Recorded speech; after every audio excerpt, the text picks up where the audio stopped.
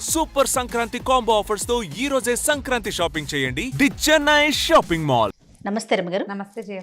రమగారు, భోగి పండుగ అప్పుడే మనం సంక్రాంతిలోకి వచ్చేసాం రమగారు. అవునండి, ముందుగా భోగి జరుపుకుంటాం కదా. భోగి యొక్క విశిష్టత.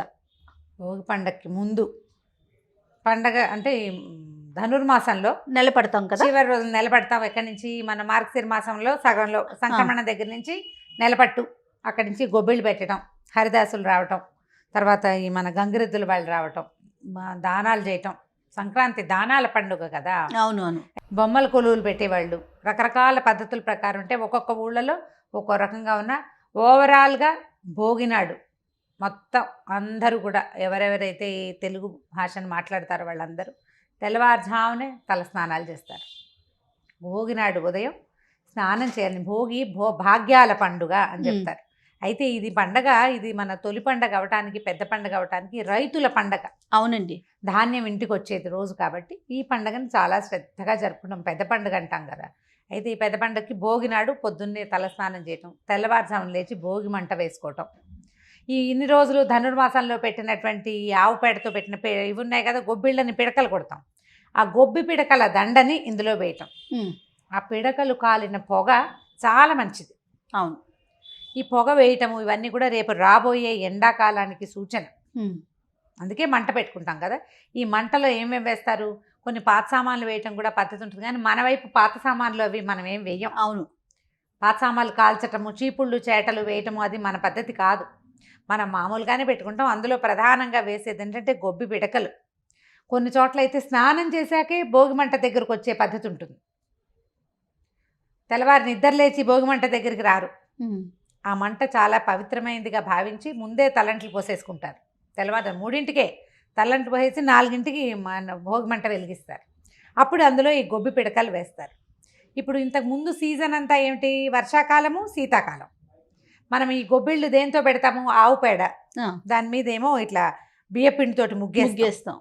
తర్వాత 2 పసుపు కుంకాలు పెడతారు.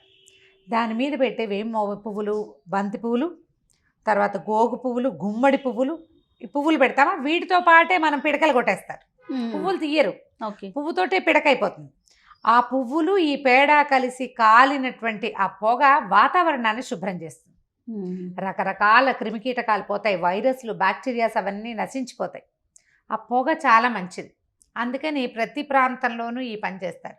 ప్రత్యేకంగా కొన్ని మొక్కలు, కొన్ని చెట్లు వేసి కాల్చాలని చెప్తారు. నిద్రగన్నేరు మొద్దులు అవి వేస్తారు. ఆ పొగ వల్ల ఏమవుతుందంటే వాతావరణం అంతా శుభ్రపడుతుంది. పైగా పంటలు మాసుళ్ళు అవి అయ్యి ఉంటాయి, దోమలు ఉంటాయి, బాగా దోమ గీమ పోతుంది ఈ మంటలు వేసుకోవటం. మనకి ఇప్పుడు సిటీలో ఉన్నాము, మనకేం భోగి మంటలు ఉన్నాయి. అవును, ఆ భోగి మంటలను వెతుకుంటూ పల్లెటూళ్ళకి పరిగెడతాం. అందరూ చేసే పనే కదా. ఆ తెల్లవారుజామున చలి పొగ మంచులో ఆ భోగి మంట దగ్గర నిలబడి ఆ మంట ఆ పండగ ఇచ్చే సంతోషం ఆ ఒక భోగి మంటే ఇస్తుంది. తలంటి భోగి మంట ఈ 2 ప్రధానమైనవి. తర్పణాలు విడవడం మరుసటి రోజు చేసుకుంటాం. సంక్రాంతి నాడు పండుగ రోజున చేస్తాం. ఈ రోజు ఏం చేసుకుంటాము, బొమ్మలు పెట్టేవాళ్ళు, స్నేహితుల్ని పిలవటాలు, చిన్నపిల్లలకి సాయంకాలాలు భోగిపళ్ళు పోయటాలు, ఈ మధ్య సమయంలో స్నేహితుల్ని కలవటాలు, అందరినీ పేరంటానికి పిలుచుకోవటాలు, ఏమైనా పిండి వంటలు వండుకోవటాలు, పండగ కోసం అరిసెలు వండటాలు భోగి పండుగ రోజునే చేసుకుంటాం. ఇవన్నీ కూడా ఏంటంటే మనం ప్రజలు అందరం ఒకళ్ళతో ఒకటి కలిసి ఉండటానికి ఉపయోగపడేవి. ఇప్పుడు ఈ భోగి మంట దగ్గర నలుగురు చేరటం లేదు 2 ఏళ్ల నుంచి. అవునండి, అప్పుడే 2వ సంవత్సరం వచ్చేసింది ఈ వ్యవహారానికి. అవును, అక్కడి నుంచి భోగిపళ్ళ పేరెంట్ అంటే ఎవరిని పిలుస్తాం, ఎవరిని పిలవలేకపోతాం. కానీ అయినా కూడా మన పద్ధతి ప్రకారం మన ఇంట్లో పిల్లలుంటే భోగిపళ్ళు పోసుకుంటాం. భోగిపళ్ళు అంటే రేగిపళ్ళు, తర్వాత ఏమో కాస్త శనగలు, కొన్ని బంతిపూలు కానీ చామంతి పూలు కానీ విడదీసి, పూరేకలు, తర్వాత రూపాయి బిళ్ళలు, ఇదివరకు కానీలు, అర్ధనాలు, చిన్న చిన్న కానులు వేసేవాళ్ళు. వీటిని ఇట్లా పిల్లల మీద ఇలా దిగదొడిచిపోయటం వల్ల దిష్టి పోతుందని. తర్వాత అది ఈ రేగు సూర్యుడికి సంకేతం అని చెప్తారు. ఈ సూర్యుడికి సంకేతమైన ఈ రేగుని ఇక్కడి నుంచి సూర్యుడు మొదలవుతాడు. ఈ పండగ మరుసటి రోజు నుంచి సూర్యుడి గతి మారుతుంది.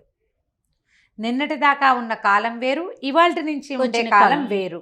మామూలుగా సూర్యగతిని 2 రకాలుగా విడదీస్తాం, ఉత్తరాయణము, దక్షిణాయనము అని. ఉత్తరాయణం బహుపుణ్యకాలం అని, ఒకవేళ మరణిస్తే ఉత్తరాయణంలో మరణిస్తే స్వర్గప్రాప్తి కలుగుతుందని మనకి భీష్ముని కథలో ఆ విషయం తెలుస్తుంది. ఆయన ముందే వంపసై మీద పడిపోయిన ఉత్తరాయణం కోసం వేచి ఉన్నాడు. ఈ ఉత్తరాయణం అంటే సూర్యుడు ఉత్తరం వైపుకి వాలి ఉదయిస్తాడనమాట. ఆయన నడక అటువైపు ఉంటుంది. దక్షిణాయనం అంటే కొంచెం దక్షిణ అంటే భూమధ్య రేఖకి దాని మీద ఉండేటప్పుడు ఇట్లా కొంచెం పక్కకి ఇటు పక్కకి లేదా అటు పక్కకి ఈ పక్కకి వాళ్ళను అంటే సూర్య గతి మారటమే ఈ పండగ యొక్క ప్రత్యేకత. ఇక్కడి నుంచి ఏమవుతుంది, సూర్యుడు కొంచెం చురుకెక్కుతాడు. తర్వాత భూమి ఇప్పటిదాకా చలి నీళ్లతోటి బాగా ముడుచుకుపోయి ఉంటుంది భూమి. ఆ భూమికి మళ్ళీ కొత్త రంగుని అద్దెందుకు సూర్యుడు సిద్ధపడతాడు. ఆ సూర్యుడికి స్వాగతం చెప్పడానికే మనం ఈ మంటలు పెట్టుకుంటాం. భోగి మంట వేసేది సూర్యునికి స్వాగతం. ఇలా పద్ధతులు మనకి పురాతనమైన విధానాలు. మనం అంతా చేయలేకపోయినా కొన్నైనా చేయాలనుకుంటాం, అంత బాగా చేయలేకపోతాం. దేవాలయ సందర్శనం చేయటం, రేపటి పండుగకి సిద్ధం అవటం, ఇవి మనకి పాత పద్ధతుల ప్రకారం నడుస్తూ వస్తున్నాయి. వీటిలలో కొన్నైనా పాటించడం. మామూలు రోజుల్లో ఎప్పుడు నిద్రలేస్తాము, భోగినాడైనా కొంచెం తెల్లవారి నిద్రలేచి పండగ రోజున తలస్నానం చేయం. అందరూ భోగినాడే తలస్నానం చేస్తాం. నెత్తికి బాగా నూనె రాసుకోవటం, అభ్యంగన స్నానం, ఒంటికి నువ్వుల నూనె రాసుకోవటం, నూనెతోటి ఆ సున్నిపిండితోటి ఆ నూనెని వదిలించుకోవటం, శుభ్రంగా స్నానం చేయటం. పెద్దవాళ్ళు ఉంటే వాళ్ళు నెత్తి మీద నూనె పెట్టి 10 కాలాల పాటు ఈ సంసారం బాగా ముందుకెళ్ళాలని దీవించి వాళ్ళతోటి నూనె పెట్టించుకోవటం కూడా ఒక మంచి పద్ధతి. అంటే మిగిలిన రోజుల్లో చేయలేకపోతాం, కనీసం పండుగల్లో అయినా ఈ పర్వదినాల్లో అయినా కూడా ఇట్లా ప్రత్యేకంగా చేసుకుంటే బాగుంటుంది. కాదు రమ్మ గారు, భోగి పళ్ళు పోస్తాం కదా పిల్లలకి, అది సాంప్రదాయం ఉంటేనేనా లేకుండా కూడా మనం సరదా కొద్ది కూడా చేయొచ్చు అంటారా? చేసుకోవచ్చు, కానీ ప్రధానంగా ఏంటంటే ఇంట్లో పెద్దవాళ్ళు ఇష్టపడాలి కదా జయ. మన ఫ్రెండ్స్ చేస్తున్నారనుకో, ఆ ఫ్రెండ్స్ ఇళ్లలోనే మన పిల్లాన్ని కూడా అక్కడ కూర్చోబెట్టి వాళ్ళతో పాటు చేయించేసుకోవచ్చు. మనం మన ఇంట్లో చేసి పేరెంటం పిలవాలంటే మన ఇంట్లో ఆనవాయితీ లేదు, పూర్వకాలం ఇలాంటి చేస్తే ఏదో అయ్యింది అని వాళ్ళ అత్తగారు ఎవరైనా చెప్పారనుకో, అలాంటప్పుడు సెంటిమెంట్ దెబ్బతింటుంది కదా.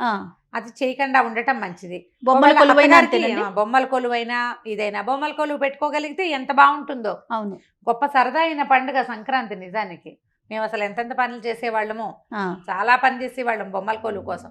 బొమ్మలు పెట్టుకోవడం ఒక ప్రత్యేకమైన ప్రక్రియ. ఇది కూడా అంతే. పైగా ఒక ఏడాది పెట్టి ఇంకో ఏడాది మానేయకూడదు అంటారు. అందుకని ఇంట్లో ఆనవాయితీ లేకపోతే ఈ పనులు పెట్టుకోరు. ప్రతి సంవత్సరం కూడా కొత్త బొమ్మల్ని కలపాలంటారు కదా, బొమ్మలు పెడతారు. ఈ అదే కొలువులో 2 కొత్త బొమ్మలు పెట్టాలి. ఒకవేళ మొత్తం కొలువు పెట్టలేకపోయామనుకో, 4 బొమ్మలనైనా బయట పెట్టి గౌరీదేవిని చేసి పెట్టి ఆవిడకి నైవేద్యం పెట్టడం, దీపారాధన చేయడం. 4 బొమ్మలే, అన్నీ పెట్టద్దు. బొమ్మలు వెయిట్ చేస్తాయని చెప్తారు. ప్రతి సంవత్సరము ఆ సమయం కోసం ఆ బొమ్మలు వేచి ఉంటాయి. హారతి ఇవ్వటం బొమ్మలకి అంతా ఒక ప్రత్యేకమైన ప్రక్రియ. అలవాటు ఉండి అది ఇంట్లో పెద్దవాళ్ళు ఒప్పుకుండి మీకు కూడా సరదా ఓపిక ఉంటే చెయ్యొచ్చు. మొత్తం మీద ఒక మెయిన్ పాయింట్ చెప్తున్నాను, ఇంట్లో పెద్దవాళ్ళు ఒప్పుకుని, అమ్మగారు ఒప్పుకోవటం కాదు, అత్తవారింట్లో ఒప్పుకోవాలి. వాళ్ళ ఇంట్లో ఆనమాయితీ ఉంటే చేసుకోవచ్చు, లేదా వాళ్ళు ఒప్పుకుంటే చేసుకోవచ్చు. మనకే సరదాగా ఉంది, పెద్దవాళ్ళు ఎవరు లేరు, మీకు సరదాగా ఉంది, పెట్టుకుందామని ఉంది, పెట్టుకోండి, మానేయకుండా. తప్పకుండా పెద్దవాళ్ళు లేకపోతే చేసుకోవచ్చు, అదేం తప్పేం కాదు కదా. కానీ వారు ఉంటే కనుక వారి అనుమతితో చేయటమే మంచి పద్ధతి. ఎప్పుడు కూడా కొత్తవి ఏమైనా మనం యాడ్ చేసుకునేటప్పుడు పెద్దవాళ్ళని అడగటం మంచి పద్ధతి. సంప్రదాయాలు కదా ఇవి. అవునవును. అందుకని ఇలా చేస్తే కనుక మనం సజావుగా వెళ్ళిపోతుంది వ్యవహారం, ఇబ్బంది లేకుండా. రమ్మగారు, ఈ రోజే కదా గోదా కళ్యాణం చేస్తారు. ఈ నెల రోజులు ధనుర్మాస వ్రతం చేసిన దేవాలయాలు, ధనుర్మాస వ్రతస్థులైన ఇళ్లలో కూడా వ్రతం చేసుకున్న వాళ్ళు గోదా కళ్యాణం చేయటం. ఈ రోజున గోదా రంగనాయక స్వాముల కళ్యాణం కనుక జరిపిస్తే విశేషంగా ఉంటుంది. అంటే దీనివల్ల మనకి లభించేది దానికంటే పారమార్థికమైన వ్యవహారం ఇది. ఒక భక్తురాలు భగవంతుడిని చేరడానికి చేసిన ప్రయత్నం, తనతో పాటు అందరినీ ఆవిడ ఆ దారి వెంట తీసుకెళ్ళింది. ఈ రోజున గోదా కళ్యాణం దేవాలయాల్లో చేస్తారు, ఎక్కువగా భోగినాడే చేస్తారు. మనం ఇంట్లో కూడా గోదా కళ్యాణం చేసుకోవచ్చు. అవునండి. ఈ నెల రోజులు తిరుపావై విన్నామనుకో, గోదా కళ్యాణం చేసుకోవచ్చు. ఒక పురోహితుడిని ఎవరైనా పిలుచుకుని గోదా రంగనాయకులు విగ్రహాలు, ఒక కృష్ణుడు ఒక గోదాదేవి పెట్టించి చక్కగా కళ్యాణం చేసుకోవచ్చు, బాగుంటుంది. అసలు చేసేవారు రమ్మగారి ఇంట్లో? మా ఇంట్లో అంటే మా ఇంట్లో అలవాట్లేదు, మేము దేవాలయంలోనే చేయించేవాళ్ళం. మా విజయకయ్య వాళ్ళ ఇంట్లో చేస్తుంది. ఎప్పుడు వింటాను నేను. మా ఒక్కోసారి ఇప్పుడు నిరుడు ముందరేడు ఎవరు దొరకలేదు కదా, పురోహితుల్ని పిలిచే సమయం కాదు, నేనే గోదా కళ్యాణ మంత్రాలన్నీ చదివాను కూర్చొని. చేసుకోవచ్చు చక్కగా. గోదా కళ్యాణం చేయటం అంటే కళ్యాణం జరుగుతుంది కాబట్టి మనం దేవాలయాలకు వెళ్ళి ప్రసాదం తీసుకోవటము, దేవాలయానికి వెళ్ళటము, మన ఇంట్లో ఒక పేరెంట్ ఉంటే 4 స్నేహితుల్ని పిలుచుకోవటం, చుట్టుపక్కల ముత్తైదువుల్ని పిలవటం, బంధుమిత్రుల్ని పిలుచుకోవటం, పిల్లలకి పాదాలకు పసుపు రాయటము, అలాంటివి అలవరచటము. దానివల్ల ఏమంటే ఒక సోషలైట్గా కూడా అవుతాం మనం. సోషల్ మూమెంట్ కూడా బాగుంటుంది, జనాలతోటి అందరితోటి కలిసి ఉండటం. ఇలాంటివన్నీ పాతకాలం నుంచి వచ్చిన పద్ధతులన్నీ దీనికోసమే. మనం జనాలతో కలిసి ఉండటానికి. ఓకే. ఇప్పుడు కొంచెం అవకాశం తక్కువగా ఉంది, ఈ సంవత్సరం కొంచెం రిలాక్స్డ్గా ఉన్నాము అని భావిస్తే చక్కగా పేరెంటాలు చేసుకోండి. భోగభాగ్యాల భోగి పండుగని హాయిగా సంతోషంగా చేసుకోండి. తప్పకుండా రమ్మగారు. నమస్తే. నమస్తే చెయ్యి. సూపర్ సంక్రాంతి కాంబో ఆఫర్స్ తో ఈ రోజే సంక్రాంతి షాపింగ్ చేయండి. అంబరాన్నంటే సంక్రాంతి సంబరాలను మరింత సందడిగా జరుపుకోండి. 916 బంగారు ఆభరణాలపై మేకింగ్ ఛార్జీలు లేవు. ఈ ఆఫర్లు కేవలం సంక్రాంతి వరకు మాత్రమే. The Chennai shopping mall, Telangana మరియు ఆంధ్రప్రదేశ్.